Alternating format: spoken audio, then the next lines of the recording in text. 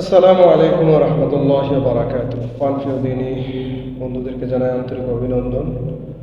আজকে পবিত্র কোরআনের সূরা ফুরকান থেকে একটি আয়াত আপনাদের সামনে উপস্থাপন করব ইনশাআল্লাহ। অতীব গুরুত্বপূর্ণ একটি আয়াত, যে আয়াত হচ্ছে আমরা কোরআন থেকে দূরে থাকলে আমাদের কি ক্ষতি হবে, কোরআন না শিখলে আমাদের কি ক্ষতি হবে, সে বিষয় এই আয়াতের মধ্যে থেকে আমরা বুঝতে পারবো ইনশাআল্লাহ। আয়াতটি হচ্ছে সূরা ফুরকানের 30 নম্বর আয়াত। আল্লাহ সুবহানাহু ওয়া তাআলা বলেন, وقال الرسول يا ربي إن قوم اتخذوا هذا القرآن محجورا। আল্লাহ সুবহানাহু ওয়া তাআলা বলতেছেন, সে হাসরের ময়দানে রাসূল সাল্লাল্লাহু আলাইহি সাল্লাম তার কওমের একটা অংশকে আসামি করে আল্লাহর কাছে নালিশ করবেন, মামলা দায়ের করবেন, হে আল্লাহ,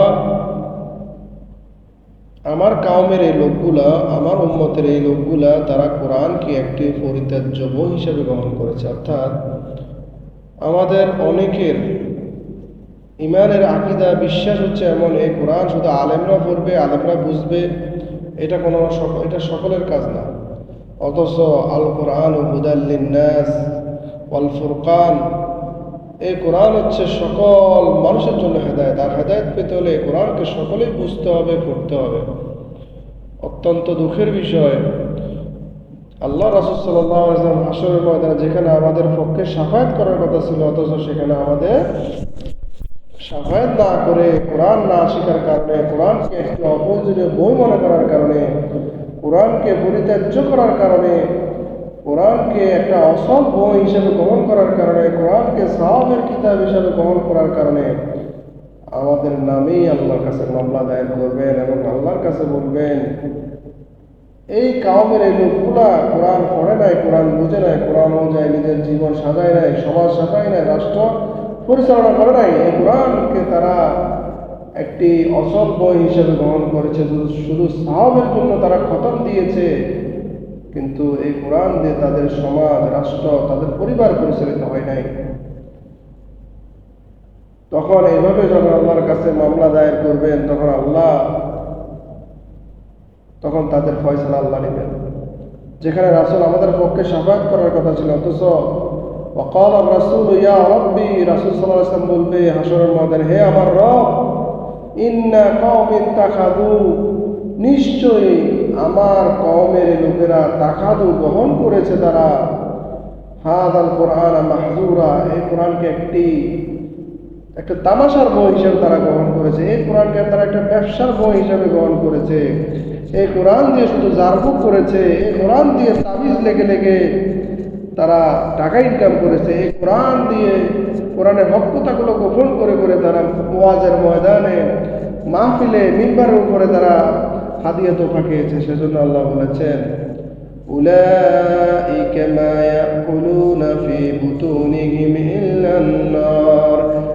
সূরা বাকারার 174 নম্বর ইতিপূর্বে আমি বলেছি, সূরা বাকারার 159 নম্বর আয়াতে বলেছি, যারাই কোরআনের হক কথাগুলো আজকে গোপন করে দিচ্ছে, বিনিময়ে তারা জাহান্নামের আগুন ছাড়া তাদের পেটে আর কিছু ঢুকাচ্ছে না।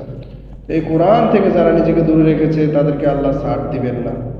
সেজন্য আপনি সূরা তোহার 124 নম্বর আয়াত, 25-26 নম্বর আয়াতগুলো দেখলে বুঝতে পারবেন। সেখানে বলা হয়েছে, ওয়া মান আ'রাদা আন যিকরি ফাইন্না লাহু মাঈশাতান দানকা ওয়া নাহশুরুহু ইয়াওমাল কিয়ামাতি আ'মা ক্বালা রাব্বি লিমা হাশারতানি আ'মা ওয়া ক্বাদ কুনতু বাসীরা ক্বালা আতাতকা আয়াতুনা ফানাসীতাহা ওয়া কাযালিকাল ইয়াওমা তুনসা।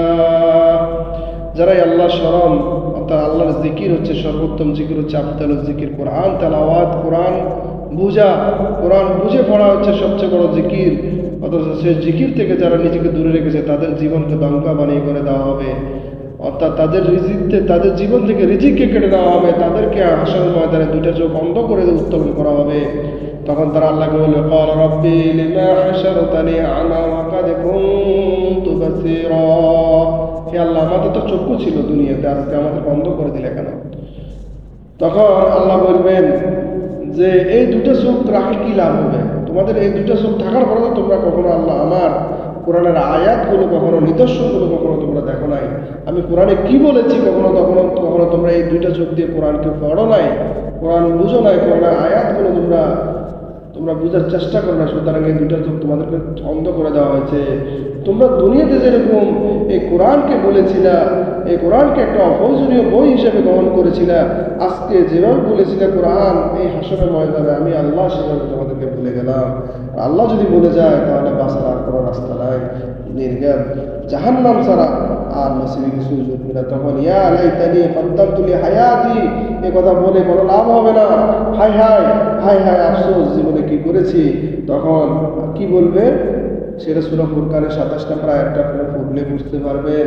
সেখানে বলা হয়েছে ওয়ায়াউমা ইয়াহুদ্দু যালিমু আলা ইয়াদাইহি ইয়াকুলু ইয়া লাইতানি ইত্তাখাযতু মা'আর রাসূলি সাবিলা। হায় আফসোস, হায় হায় আফসোস, যদি কোরআনের পথে থাকতাম, যদি রাসূলের পথে যদি টিকে থাকতাম, এ কথা বলতে বলতে তাহলে তো আজকে জাহান্নাম নসিবে জোড়া লাগতো না, জাহান্নামে যাওয়া লাগতো না। এ কথা বলে বলে নিজের দুইটা হাত কামড়াইয়া কামড়াইয়া সেদিন জালিমেরা, সেদিন যারা নফসের জুলুম করেছে, দুনিয়ার মায়ায় মহায় যারা ডুবেছে রয়েছে, তারা তাদের হাতগুলো কামড়ায় কামড়ে খেয়ে ফেলবে। তো সম্মানিত আমার পার্বদিনী ভাইরা, যে রাসূল আমাদের পক্ষে শাফায়াত করার কথা ছিল, অথচ রাসূল আমাদের বিপক্ষে আল্লাহর কাছে বিচার দিবেন যে তারা এই কোরআনকে তারা একটা সাওয়াবের কিতাব হিসেবে গ্রহণ করেছে, শুধু জারফুকের কিতাব হিসেবে গ্রহণ করেছে, তারা এই কোরআনকে তাবিজের বানানো তাবিজের কিতাব হিসেবে গ্রহণ করেছে। এই কোরআন পড়লে মতি হরবে 10 নাকি এটা হিসাবে, শুধু আমল হিসেবে গ্রহণ করেছে। কিন্তু এই কোরআন, আল কোরআন ও দাস্তুরুনা, কোরআন যে মানব জাতির একমাত্র সংবিধান, সেটা তারা কখনো গ্রহণ করে নাই। এই কোরআন দিয়ে সমাজ চলবে, রাষ্ট্র চলবে, এই কোরআন দিয়ে পরিবার চলবে, কিন্তু এই কোরআনকে তারা পরিবারের জুলদানের মধ্যে বেঁধে রেখেছিল। এই রমজান আর ওই রমজান আসলে শুধু খতম দিয়ে দিয়ে জুলদানে বন্দি করে করে তারা রেখে দিয়েছে। সুতরাং এই কোরআনকে তারা একটা শুধু উপন্যাসের বই হিসেবে গ্রহণ করেছে।